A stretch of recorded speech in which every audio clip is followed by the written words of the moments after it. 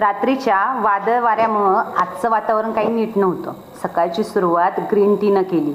सकाळी सकाळीच मला एका रिझ्यूमसाठी फोन आला, म्हणून मी डॉक्युमेंट बघू लागले. तसं मी दुसऱ्या गावाला आल्यापासूनच नवीन जॉबच्या शोधात होते. विचार करत होते की आपल्याला जॉब मिळाल्यानंतर काय करायचं. पण नुकतीच घरात शिरल्यानंतर आठवलं की आपल्याला घरातलीही खूप कामं आहेत. घरातली कामं आवरायला घेतली. काही माझ्या मुलीची जी रूम होती तर तीही आवरायला घेतली. ती इथं छावा कादंबरी वाचत होती. कादंबरी वाचून झाली आणि त्याच्यानंतर मी साफसफाईला घेतलं.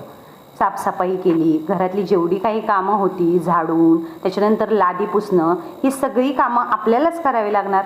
कोण येणार आहे ही कामं करायला. तरीही एक स्त्री म्हणून आपल्या डोक्यामध्ये इतर गोष्टीही करण्याचा विचार येतोच की. आता हे रात्री नॉनव्हेज शिल्लक राहिलं होतं, त्याचा भात बनवला. असा भात तुमच्या घरी बनवतात का? तर आजच्या पुरतं एवढंच. पुढच्या व्हिडिओमध्ये नक्की भेटूया.